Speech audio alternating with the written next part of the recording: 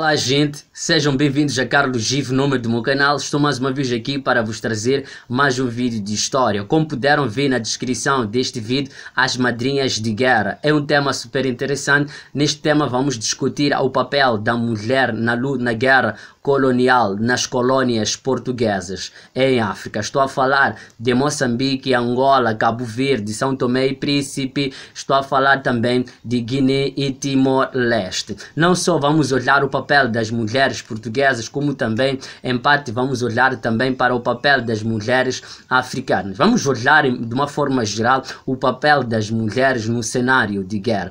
É interessante a gente perceber que Portugal envolve-se numa guerra colonial com as suas colônias, e o envolvimento de Portugal, a entrada de Portugal numa guerra colonial com as suas colônias, deveu-se muito à questão da renitência e a desobediência de Portugal face às orientações da Organização das Nações Unidas, porque depois da Segunda Guerra Mundial a Organização das Nações Unidas apelou muito para que os países que tivessem colônias em África descolonizassem. Foi mediante isto que a Inglaterra, a França descolonizam as suas colônias. Portugal optou em não descolonizar e transformar ou mudar o nome das suas colônias para províncias portuguesas, para províncias ultramarinas. Bem, mas o cenário da colonização ainda continuava. Tanto é que as colônias vão decidir em engrenar numa luta de libertação como uma forma de alcançar as suas independências. Angola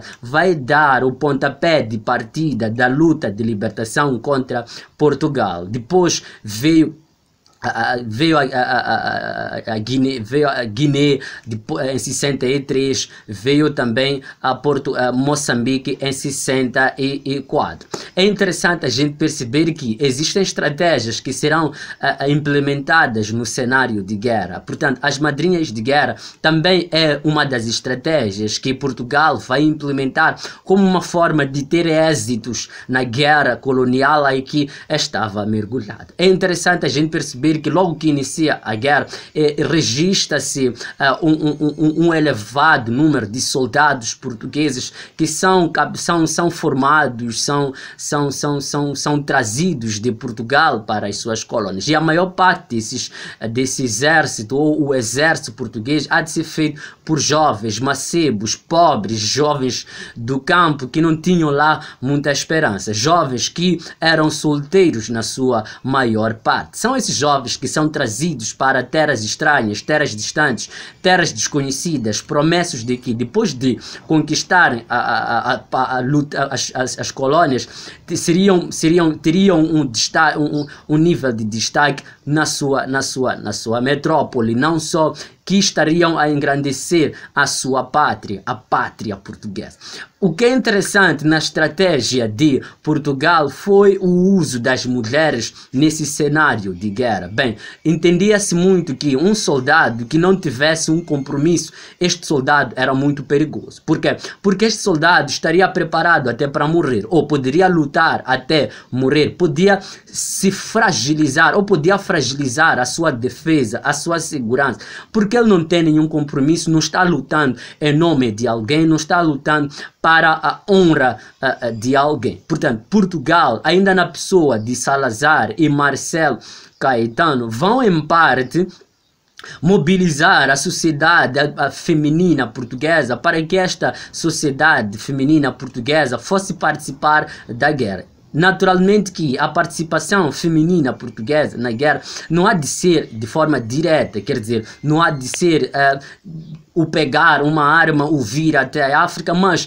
ainda que distante, as mulheres portuguesas vão participar, as raparigas de princípio vão participar no cenário da guerra, no sentido em que vão moralizar os jovens macebos, jovens soldados que se encontravam na guerra. Portanto, houve propagandas de que as mulheres, raparigas, donzelas, virgens deviam escrever aerogramas cartas para os soldados portugueses que se encontrassem em África. Não só, os próprios soldados também foram orientados isso, que podiam procurar uma madrinha de guerra e que esta madrinha em parte poderia ser uma namorada, podia ser uma futura esposa. Quer dizer, estou a falar isso porque mais tarde é o que vier a acontecer. Era natural numa carta de um soldado que estivesse em África, não é, que lutava em nome de Portugal, escrevesse uma carta com o seguinte teor: sou fulano de X, tenho 35 anos, é o exemplo, eu não tenho 35 anos, estou precisando de uma menina de 18, estou precisando de uma madrinha de 18, de 20 anos. Veja que a preferência da idade em parte vai induzir essa pretensão de que um dia esta madrinha torne-se a minha esposa, torne-se também a minha namorada. Portanto, esses compromissos vão surgindo, vão ser materializados, consubstanciados a partir de cartas lidas, enviadas e acompanhadas ainda de outros elementos, acessórios, produtos, alimentos que as mulheres, as madrinhas de guerra enviavam para os seus soldados. Vejam que os soldados, a partir dessas políticas, lutam, mas lutam com mais fervor, como uma forma de garantir uma vitória para que um dia retorne para rever as suas madrinhas de guerra. Geralmente, as madrinhas de guerra eram desconhecidas por parte dos soldados. Portanto, a preocupação de lutar e vencer para voltar e rever essa madrinha de guerra, ou ver e conhecer esta madrinha de guerra, era muito maior. Naturalmente que isto vai contribuir muito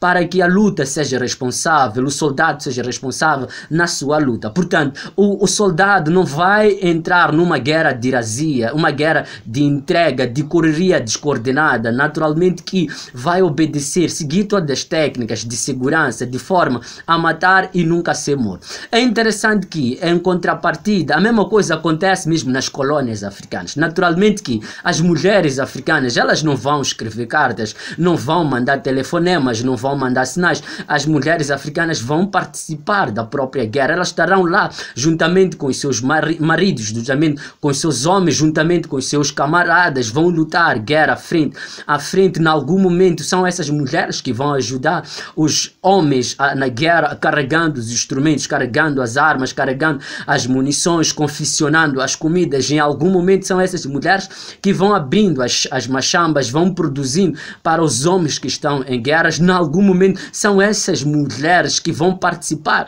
na própria guerra, lutando. Nós, o caso daqui de Moçambique, temos o caso de mulheres que até hoje são vivas, o caso de como é que é aquela mulher que me foge o nome, que prefiro não estar aqui a lançar, mas temos o caso mesmo da própria Josina Machel, que é em parte uma mulher que vai representar as mulheres na questão da participação da guerra. Portanto, há sim a participação das mulheres, quer negras, quer brancas ou portuguesas, africanas, nessa questão de guerra. Bem, é interessante perceber que depois de a guerra terminar, os soldados, alguns retornam a Portugal, e o retorno de alguns soldados em parte vai resultar no casamento, na contração de matrimônios por parte dos soldados e as suas madrinhas de guerra. Portanto, as madrinhas de guerra em parte eram ajudantes morais, cativadores morais, psicológicos dos soldados na guerra, que deviam lutar e lutar com consciência de que estariam a lutar pela pátria e não só estariam a lutar pelo amor. Estamos a falar madrinha de guerra que envolviam o contraste guerra e amor, envolver amor dentro da própria guerra. Gente, era isso que eu me propunha a trazer neste vídeo. Já eu quero pedir, deixe seu like, deixe a sua subscrição, não saia deste vídeo sem deixar o seu comentário e valeu!